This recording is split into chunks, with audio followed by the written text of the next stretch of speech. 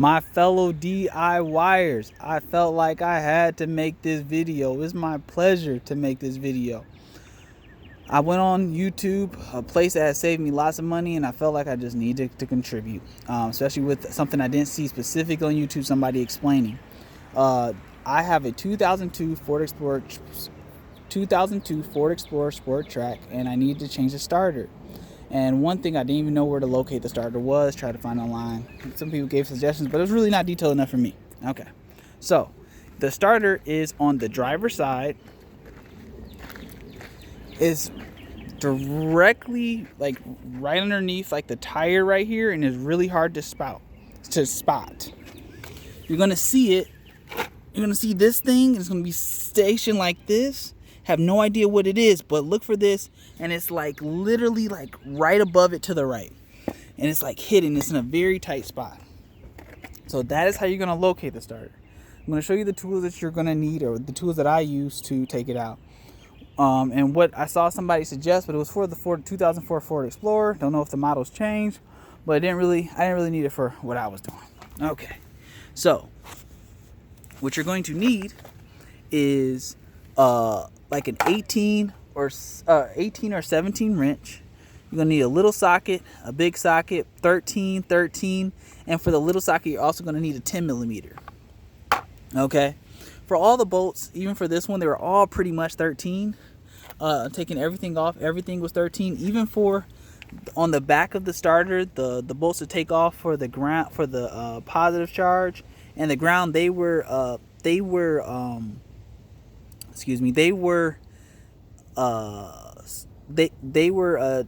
millimeters as well. The only 10 millimeter was for this one right here.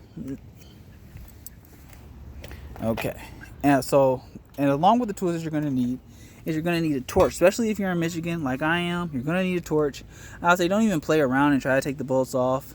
Just torch everything a little bit and then take the bolts off. Don't even waste your time. Just torch it. But I would say if I had it on me, if it was in my tool chest, I would say a conduction heat gun. Oh my gosh, it would have saved so much time.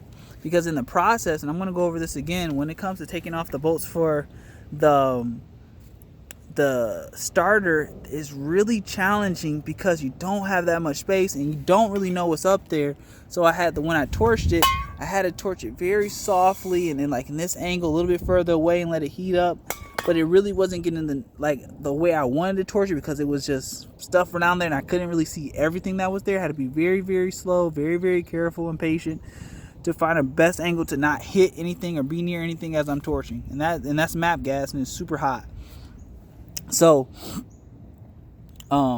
after you take so those are the things that I use. Now the reason why I say an 18 or a 17 millimeter 17 socket wrench is because it is so tight that when you are taking off the top bolt of your starter, you have to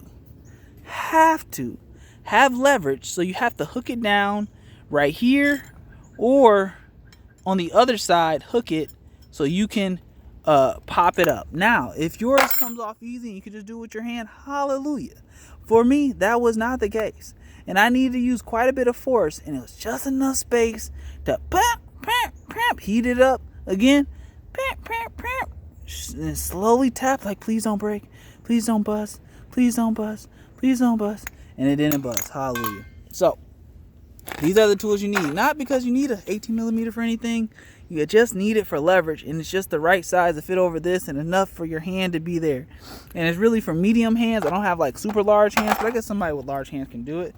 But just for medium hands. And in the process also, let me say this also as a note, when you're taking off the ground, and the ground for this device is at the bottom. The ground is at the bottom. When you're taking off the ground, there's actually 2 bolts on this nut, right? It's 2 bolts, and I couldn't see it underneath, but there's a bolt on top and the bolt on bottom. And what you really need to do is put a socket at the bottom, a 13 millimeter socket at the bottom. So I guess you need a 13 millimeter socket as well. And then you put your little ratchet on top, and then you take off that first top bolt. And then after you take off that first top bolt, then you come back and then you unscrew the whole bolt, okay?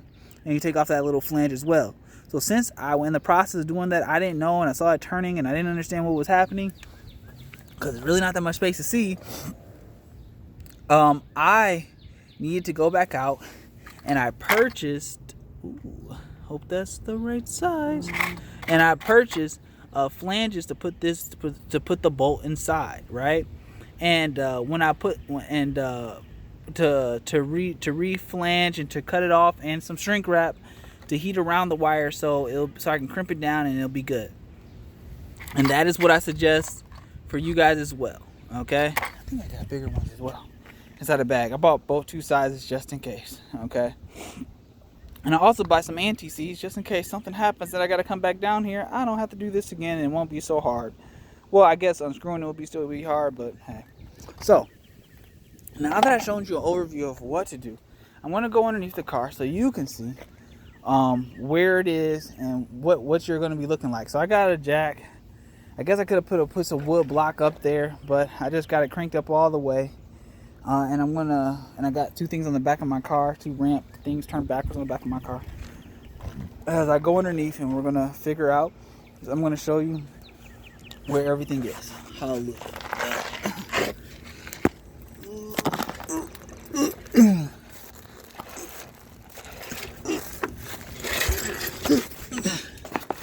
Man, a lift would be nice. Must be nice. Okay, so this is where you're going to be looking, okay? Right here is going to be that little circular thing. And you are not going to be able to get to that starter, to do anything with that starter, until you take that circular thing off. You have to take that circular thing off. Once you take it off, you're not going to be able to pull it out because it's a weird shape. You're going to have to push it to the side over here or pull it all the way back. And then you can start working on the starter. You can take off the first bolt. That wasn't that bad. But you might still use that wrench setup for extra leverage because it just won't just simply go. Okay? And then after you do that bolt, then I went to the back and I did the power, the power, and then I had to do the other one. I did the other one last because the one that, so it's 1 bolt, 2 bolt, I think it's the ground, and then the actual power.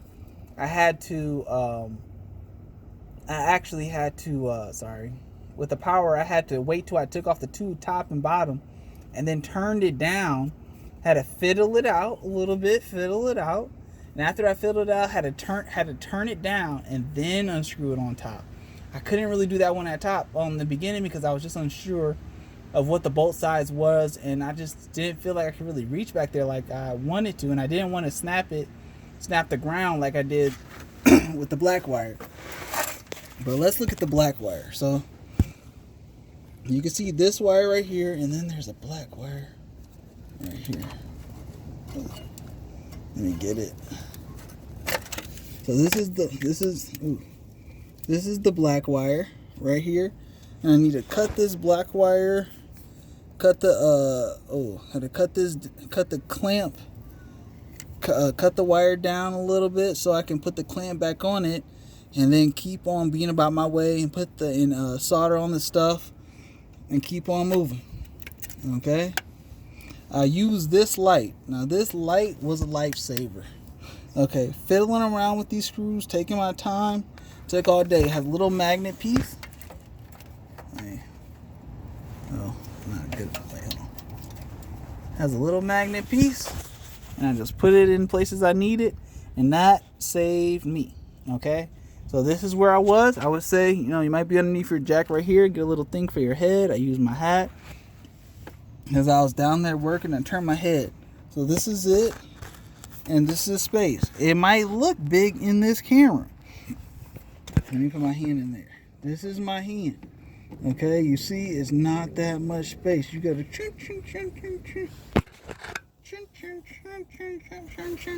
It's not that much space. So that is an overview of what to do. After you take it out, it's the same way putting it back in. I don't know if that piece is needed, but guess what? I'm putting that weird piece back in there because I want this thing to keep on driving. So let me get up out of this car. Hold on. Oh, goodness.